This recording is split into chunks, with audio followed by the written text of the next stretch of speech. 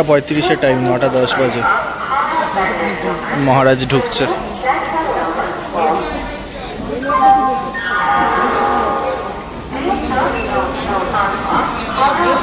Train তো ছাড়ার time ছিল হলো 8:35, কিন্তু সাউথ ইস্টার্ন মানে ট্রেন লেট।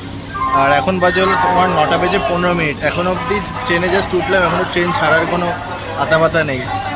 যাই হোক, আমরা তো দাঁড়িয়েছিলাম তোমার ওল্ড কমপ্লেক্সে, কিন্তু ট্রেনটা ওয়্যার ইজ মাই ট্রেন অ্যাপে দেখাচ্ছিল হলো 14 কি 15 নম্বর প্ল্যাটফর্ম থেকে ছাড়বে, কিন্তু লাস্টে 9টার সময় এসে দেখালো যে 17 নম্বর প্ল্যাটফর্ম থেকে ছাড়বে। আবার আসলাম এখানে, এসে ভাবলাম কি নতুন আইসিএফ দেবে। এখন আইসিএফ পেতে পেতে অভ্যাস হয়ে গেছে, মানে ওইটা ছাড়া উঠতে ইচ্ছা করে না, কিন্তু দিল সেই পুরনো ট্রেন।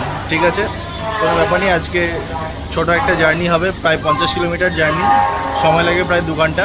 চলো ট্রেন ছাড়ুক, তারপর ট্রেন সম্পর্কে তোমাদের সাথে সব কিছু শেয়ার করছি। 9:30, নির্ধারিত সময় থেকে 55 মিনিট দেরি করে আমাদের ট্রেন এখন ছাড়লো হাওড়া জংশনের 17 নম্বর প্ল্যাটফর্ম। আর এইদিকে জাস্ট এসে ঢুকলো হলো হাতিয়া হাওড়া ক্রিয়া যোগা এক্সপ্রেস।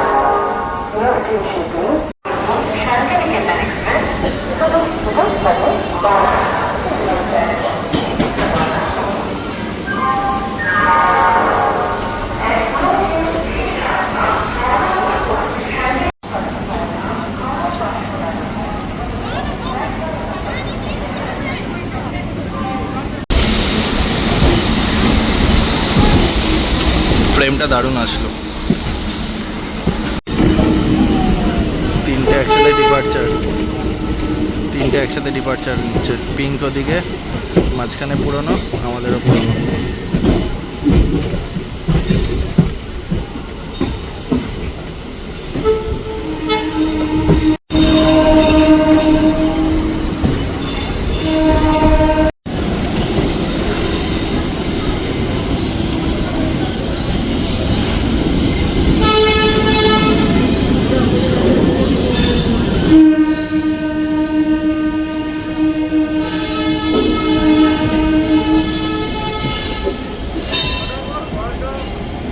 এমডি WDG4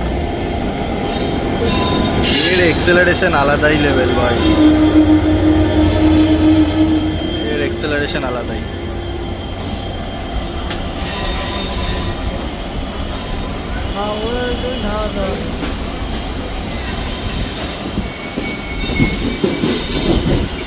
সব ট্রেন পরপর।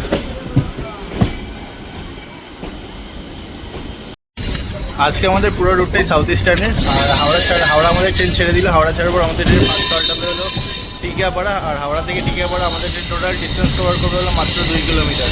আর এই 2 কিলোমিটার যেতে আমাদের ট্রেন সময় নেবে 10 থেকে 15 মিনিট।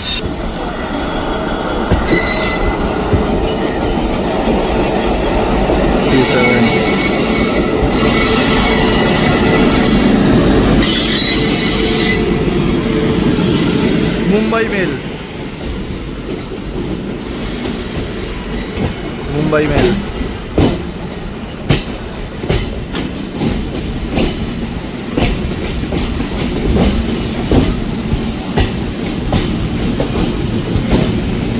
এটা তো ভোরবেলা ঢোকানোর সময়, অনেক লেট আছে।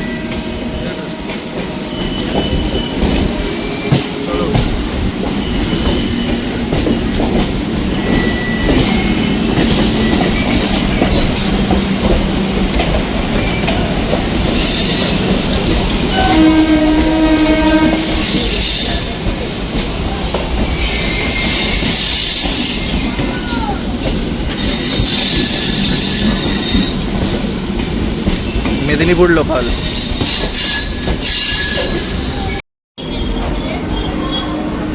ট্রেন আমাদের ছেড়ে যাচ্ছে টিকিয়াপাড়া। আর টিকিয়াপাড়া ছাড়ার পর আমাদের ট্রেনের পরবর্তী হল্ট হবে হলো দাসনগর। আর টিকিয়াপাড়া থেকে দাসনগর আমাদের ট্রেনের মাঝখানে ডিস্টেন্স হলো প্রায় 1.5 কিলোমিটার। ওই দিক থেকে পিঙ্ক ঢুকছে।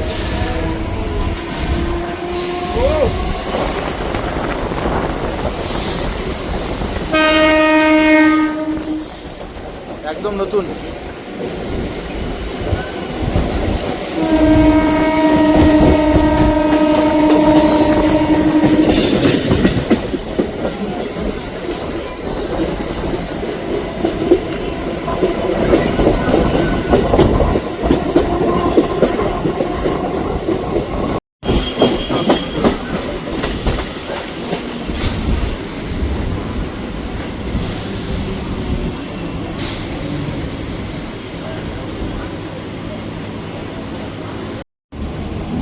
ওই লাইনে পরপর 3টে ট্রেন, এই একটা, ওই সামনে একটা দাঁড়ানো, তার আগে আরেকটা। সমস্যা হবে না? মানুষ কি আর এমনি এমনি ঝামেলা করে? ব্যাগ সব নেই।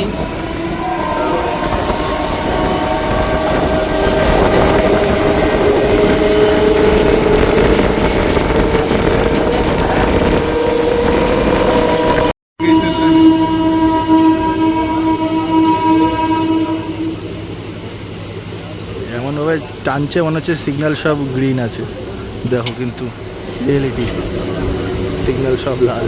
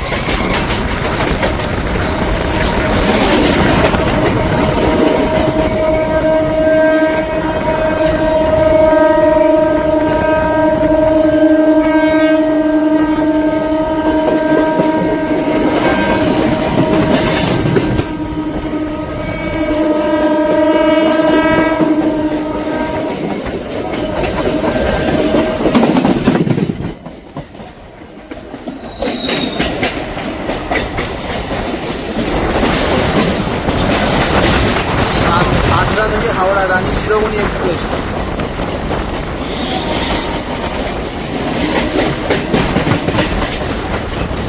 আর আমরা এখন ঢুকছি হলো সাঁতরাগাছি জংশন। সাঁতরাগাছি করা যায়, প্রচুর ট্রেনে হল্ট এখন এখান থেকে প্রচুর ট্রেন এখন টার্মিনেট হয়েছে।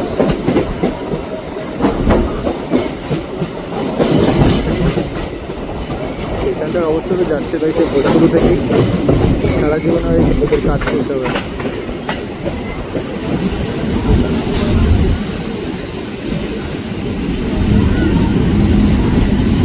আর এটা দাঁড়িয়ে রয়েছিল সাঁতরাগাছি থেকে চেন্নাই।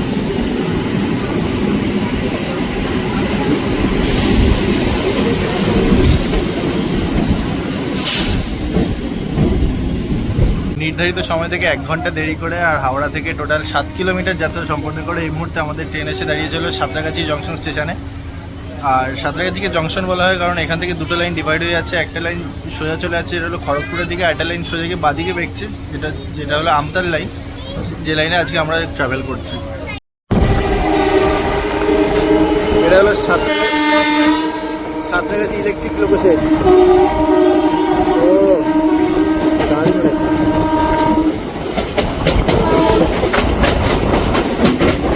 দেখো দেখো সব রাজারা দাঁড়িয়ে আছে।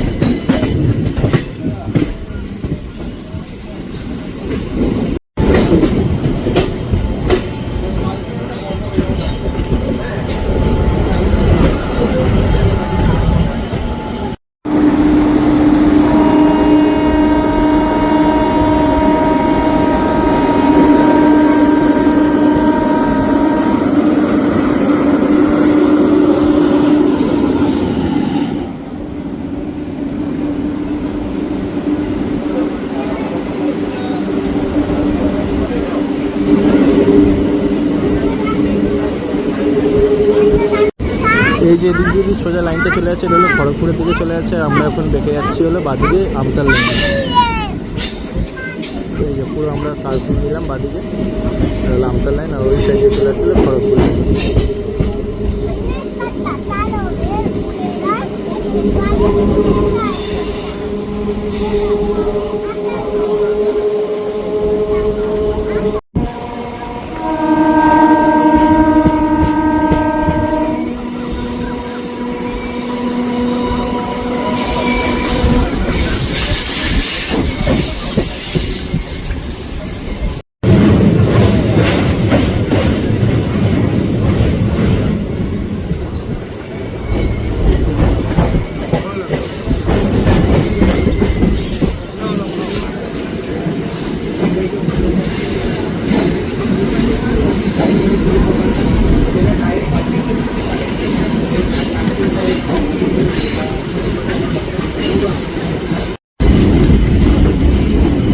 বাঁকুড়া নয়াবাদ। এখান থেকে তোমার ডানকুনি যাওয়ার লাইনটা ডিভাইড হয়। আর এই লাইনে প্রচুর মালগাড়ি, দেখো এইদিকে মালগাড়ি, এইদিকেও মালগাড়ি। বাট স্টেশনটা খুব সুন্দর।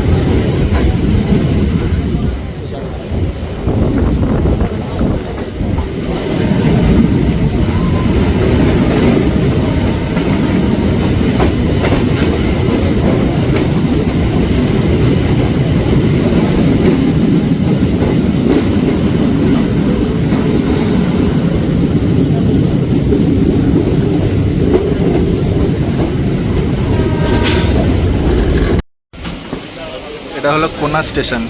হাওড়া থেকে টোটাল 13 কিলোমিটার যাত্রা সম্পন্ন করে আমাদের ট্রেন এই মুহূর্তে এসে পৌঁছেছিল হলো কোনা স্টেশন।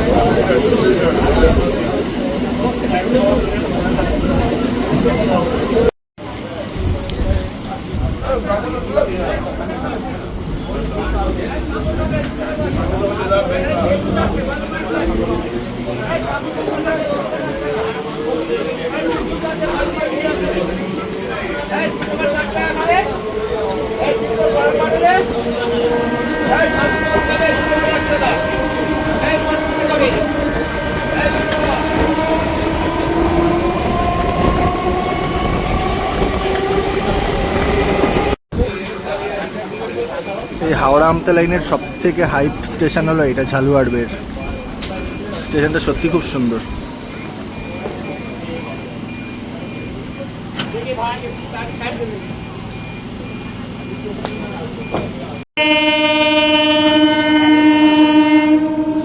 বর্ষাকালে এইসব জায়গায় আসলে দারুণ লাগবে। আর এই স্টেশনটাকে তোমার দক্ষিণবঙ্গের ডুয়ার্স বলা হয়। দারুণ দারুণ।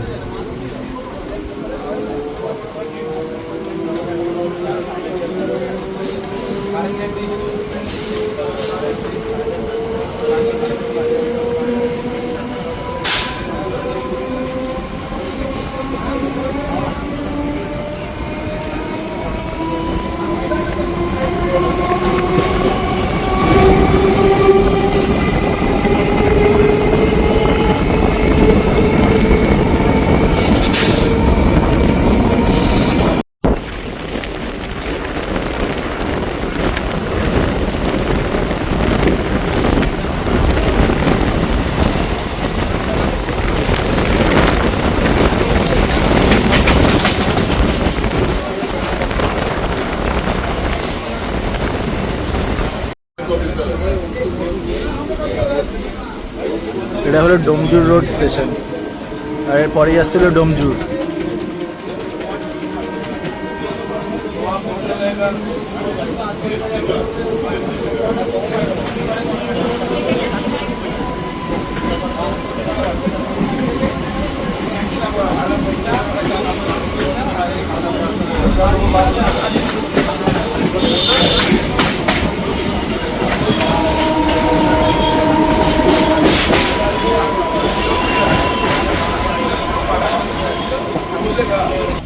হাওড়া থেকে টোটাল 23 কিলোমিটার যাত্রা সম্পন্ন করে আমাদের ট্রেন এই মুহূর্তে এসে পৌঁছালো হলো ডোমজুর।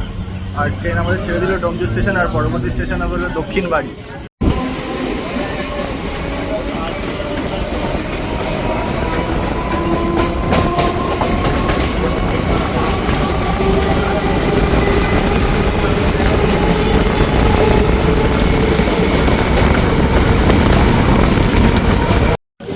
এটা হলো দক্ষিণবাড়ি স্টেশন। স্টেশনটা জাস্ট দেখো।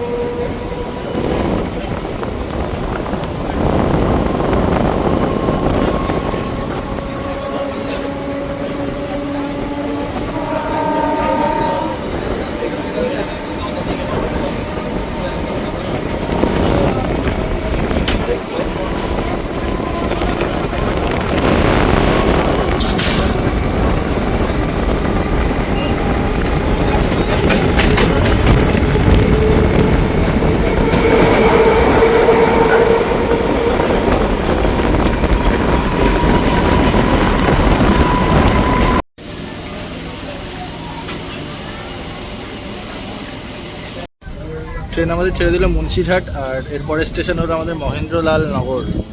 আর এই দুটো স্টেশনের মাঝখানে ডিস্টেন্স হলো মাত্র 500 মিটার, মাত্র 500 মিটার।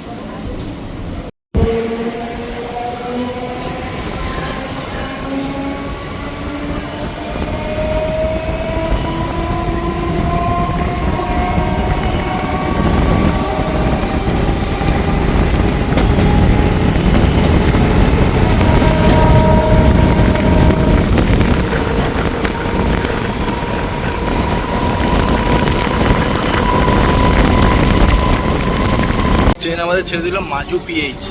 আর বাইরে যে পরিমাণ রোদ উঠেছে, তার মধ্যে এই ট্রেনের দরজা দাঁড়িয়ে এই রোদের মধ্যে ব্লগিং করা বিশাল কষ্টকর।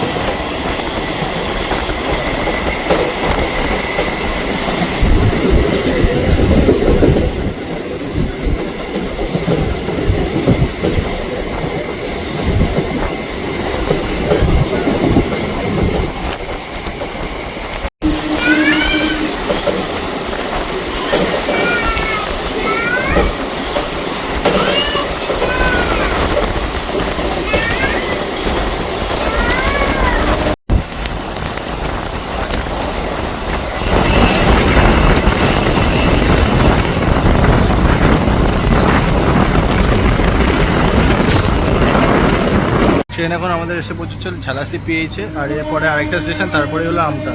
আর কোনা থেকে আমতা এই পুরো রোডটা হলো সিঙ্গেল লাইন। আর বাইরের যে পরিমাণে গ্রিনারি রয়েছে, আর ট্রেনে তার মাঝখান দিয়ে ট্রেনের এই কার্ভ দারুণ লাগছে। এই মানে যাত্রাটা, মানে এই 50 কিলোমিটার, মানে সাঁতরাগাছির পর থেকে অসাধারণ অসাধারণ দারুণ লাগলো। আর প্রত্যেকটা স্টেশনও খুব সুন্দর। চেষ্টা করি সবকটা স্টেশনই তোমাদের সামনে তুলে ধরার। দেখো, আর তোমরা কোন স্টেশন, এই রুটে তোমরা আগে কোথাও জার্নি করেছো কি না প্লিজ কমেন্ট করে জানিও। আর যদি এই রুটে কেউ কোথাও থেকে থাকো তাহলে সেটাও কমেন্ট করে জানিও। চলো, আর একটা স্টেশন একবার ডিরেক্ট কথা হচ্ছে তোমাদের সাথে আমতা থেকে।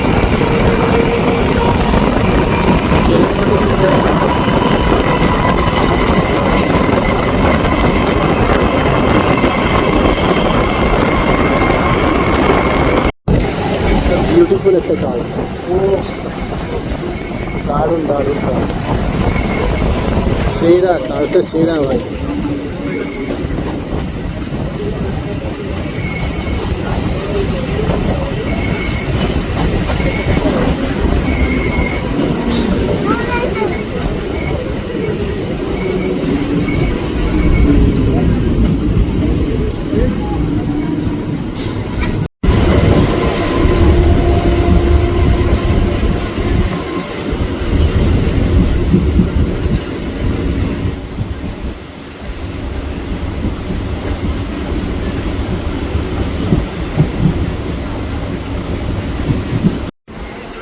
আমতা ঢোকার আগে এদিকে অনেক ফ্যাক্টরি রয়েছে। এদিকে হলো তোমার ওই ফ্রেট কারগুলো এদিক দিয়ে যায়। আর দেখো কার্ভ, দেখো আমতাতে ঢোকার আগেও কার্ভ। ওই যে স্টেশন দেখা যাচ্ছে দূরে, ওই কার্ভটা দেখো। হাওড়া থেকে টোটাল 50 কিলোমিটার যাত্রা সম্পন্ন করে এই মুহূর্তে আমাদের ট্রেন নির্ধারিত সময় থেকে 55 মিনিট দেরি করে আমতা স্টেশনে এসে পৌঁছেছে। এখানে আমতা স্টেশনই হলো লাস্ট স্টেশন, এরপরে ট্রেন যায় না। আর এখন আমাদের বাড়ি ফেরার পালা, ওই ট্রেনেই আমরা বসে রয়েছি। জাস্ট চোখ মুখটা ধুলাম, আবার এই ট্রেনে এখন উঠে পড়লাম। এখন যাবো হলো বাড়ির দিকে। আর আজকে ভিডিওটা এখানেই এন্ড করছি। ভিডিওটার কোনো অংশ যদি ভালো লেগে থাকে তাহলে please do like, comment, share এবং subscribe to my channel travel with Animesh. দেখা হচ্ছে অন্য কোনো ট্রেনে, অন্য কোনো গন্তব্যে। বাই।